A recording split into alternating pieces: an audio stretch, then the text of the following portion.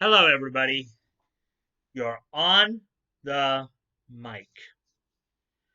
And on today's episode, we're going to continue looking, through, of course, Come Geek Some's coverage.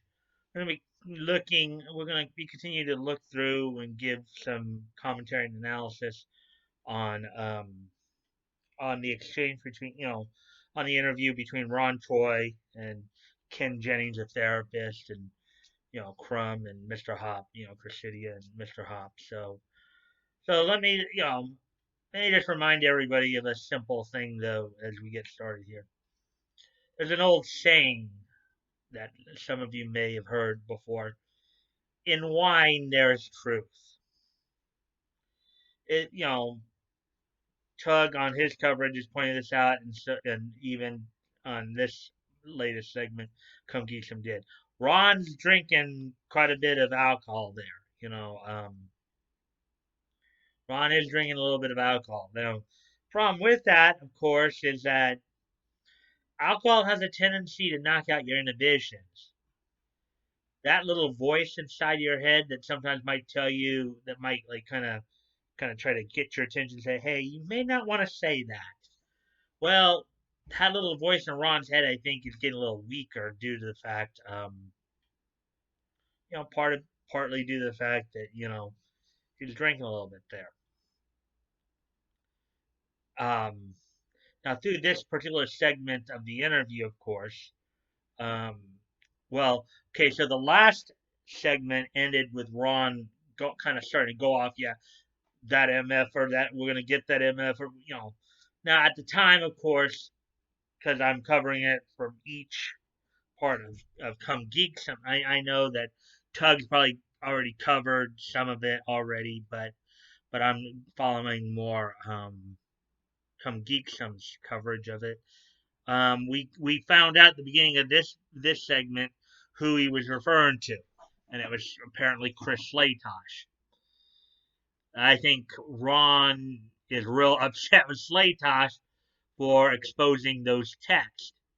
And now he's saying, "Well, yeah, we're gonna get Slaytosh. We're gonna get Slaytosh." No, you have no idea what a lot of those conversations behind the scenes were like. This and the next thing, but I think we do. We've seen the transcripts of those text messages. We've seen, and it's pretty clear that you were trying some mafioso tactics in terms of trying to intimidate Slaytosh to fire Vic. I mean, now come geek some, he had also fished out a lot of Ron's older tweets there around the time last year, whether or not and and yes, it Ron did tell Slaytosh, as well as many other mentions, that charges were pending. We reaffirmed that now as well. So um, Ron's just simply going off the deep end on a lot of this stuff, though. But you know, and during this segment too, one of the things I noticed that Ron was quite a bit more animated during. He was quite a bit more riled up, more animated this segment than in past. Starting off with with the situation about the, oh, we're gonna get that MF, or we're gonna get that MF, or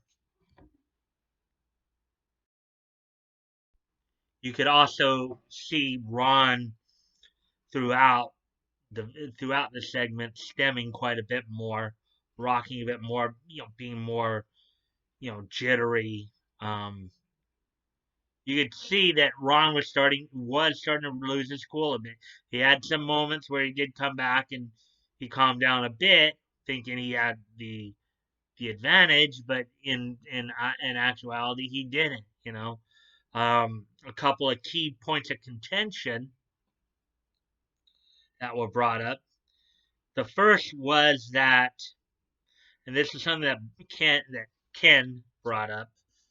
But this is also something that a lot of other people, including Nick, had really pointed out too. Was that one of the main points was that, now one of the points that Ken had said, as he read the transcripts and as he read the TCPH statute, um he even told Ron, "Hey, look, the judge may not have been following the statute, may not have been he may have not been the proceeding itself from the judge's end may not have been correct." And of course, Ron was sitting there all laughing about it. Yeah, well, we actually got the TCPA expert here, with Lemoyne, and Ken was saying, yeah, yeah, that's true, Ron. You may have gotten but just because you got the expert doesn't necessarily mean it was going to go your way. The judge himself was showing signs that he may not have been following the proceedings of TCPA properly. And that could very well get them back. And Ron was quite a bit agitated at that point. You know, he was saying, no, the judge did right, the judge did right. Well, no, I think a lot of people would say the judge didn't do right there, but we won't know for certain until the appeals court, you know, gets hold of it. Another point that Ken brought up there, is, is that the TCP statute in of itself has had quite a history of being appealed and overturned. I think Nick himself actually read off, I think, 2 or 3 cases where the TCPA's initial ruling was appealed and successfully overturned. Or it may have been successfully overturned 2 of the 3 times and upheld a third time. But Ron didn't seem to want to hear this. Ron seemed so sure that everything was over, and Vic was just being taken advantage of, and his money is being wasted. This, that, and the next thing, or the GoFundMe. Not that Ron talked anything about the GoFundMe. He just said, "Well, we actually had the expert, so we won because we had the expert. The expert." Well, again, you may have had the expert. Doesn't necessarily mean that it was the expert's fault that the appeal may come back. It may be on the judge. The judge may very well have not been following the proper proceeding for the TCPA, and the appellate court could come back. Ron keeps saying that how, yeah, people are disappointed in it, and this, that, and the next thing, and that's why, he's like trying to paint the other side as being sour grapes, but what he's not taking into account is that it very well could be. Now, granted, he at one point said, "Yeah, we hope it gets appealed. We hope we can bring all this stuff out." But I don't really think Ron really wants that, because even at one point during the conversation there, and I think this was an exchange between him and Crumb there, where Cress had you know was also bringing up the point about the possibility it could come back on appeals. Let me see. And I think back to that exchange. And well, Ron just kept coming back to, well, Ty couldn't even meet the bare minimum of the TCPA load. Okay, on that though, he wasn't being allowed to. There was also a discovery issue. Ron kept talking about, how Vic has a history of um, deleting text. Well, I think most people, as a matter of course, probably delete text.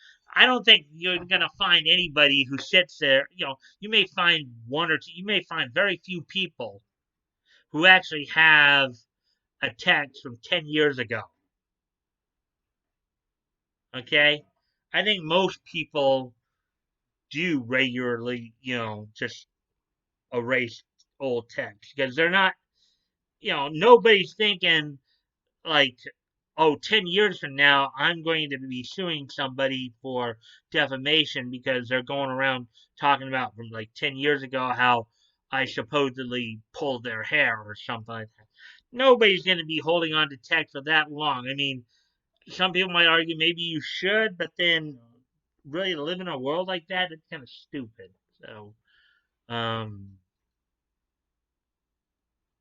but,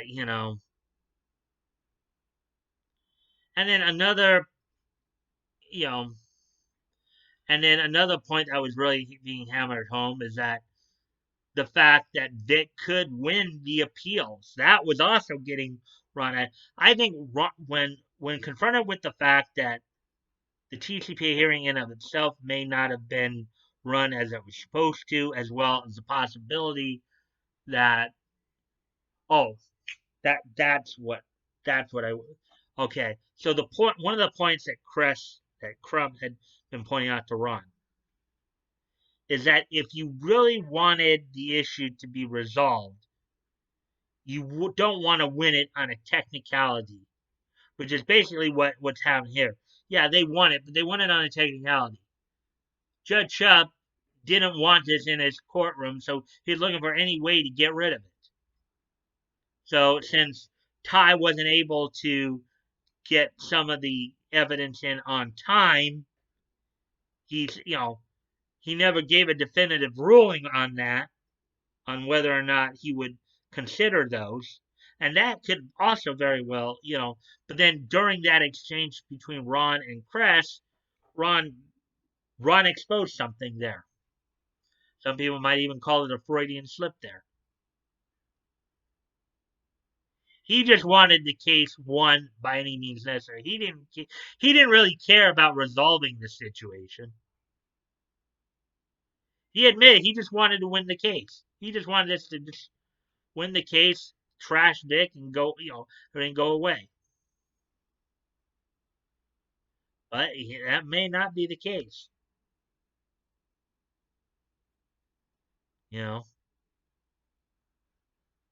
I think based on what I'm seeing from the body language and stuff like that, I think Ron is scared that this is going to get overturned on appeals and they are going to have to, you know, deal with all this.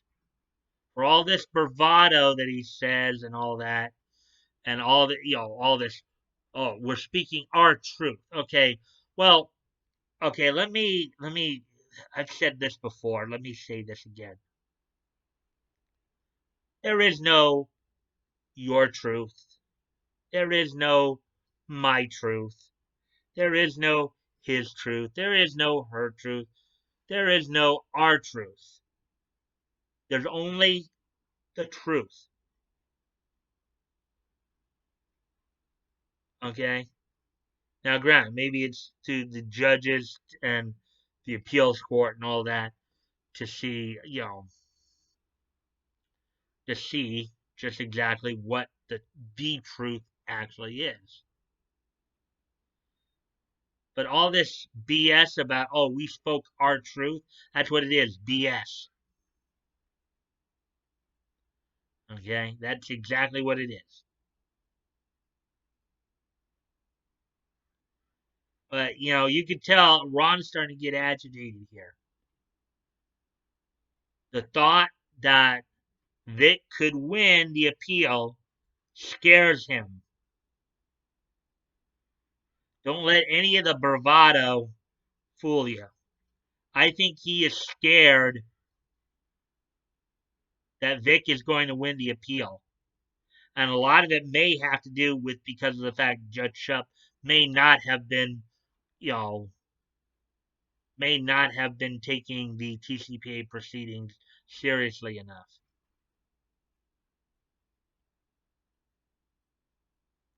So that's about as much as I can say on that. So let's look at some more positive stuff here. Let's look at some other stuff here that so today is Friday, June the 12th, 2020.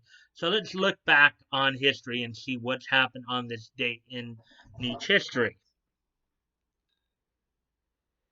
First off, on this date back in 1978, which would be 42 years ago, the second season of the Japanese TV drama Princess Comet, the TV drama based on on the Magical Girl series, which was considered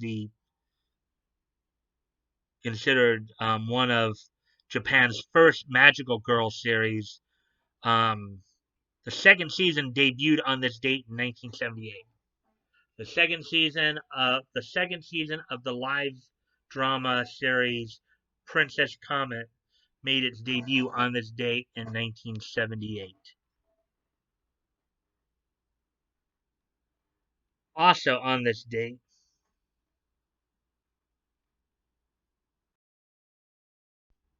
as we move ahead, of course, from 1978 to 2005, which was 15 years ago from this date. On this date in 2005, the WWE would produce the ECW reunion show, ECW One Night Stand. In the main event of that pay per view, of course, Dudley Boyz would defeat Tommy Dreamer. Among some of the other major matches on the undercard would include Mike Awesome defeating Masato Tanaka, rekindling their old rivalry. Chris Benoit beating Eddie Guerrero. Sabu beating um, Rhino, and then Rey Mysterio Jr., of course, rekindling his old rivalry with Psychosis, aka Nicho El Millonario. Um, of course, and also the Thrill Seekers would do battle. Lance Storm would defeat Chris Jericho. Then a three-way dance. Super Crazy would defeat Tajiri and Little Guido. With the one guy who didn't have an entourage was the guy who won. So that happened on that date in 2005. Then we move ahead to 2013, and on this date in 2013, Image Comics, through their Top Crow imprint, released the first two issues of Aphrodite 9. Um, so on this date in 2013, which was 7 years ago, the first two issues of Aphrodite 9 would be released on this date by Image Comics through their Top Crow imprint.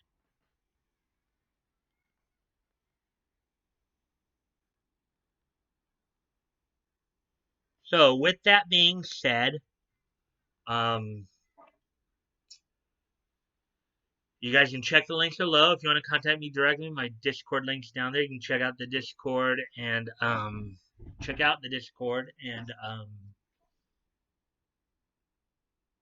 and direct message me there. Um, also, so I'm still promoting a bunch of different dub companies. Funimation is not the only game in town. There's other works out there you guys can check out. I'm still promoting both Vic's GoFundMe as well as That Umbrella Guy and Little Umbrella Girls and the Go-Go Project. As always, guys, never feel like you have to donate. If it's on your heart to do so and you have the means to do so, please consider donating. If you have if you already donated, please consider donating again.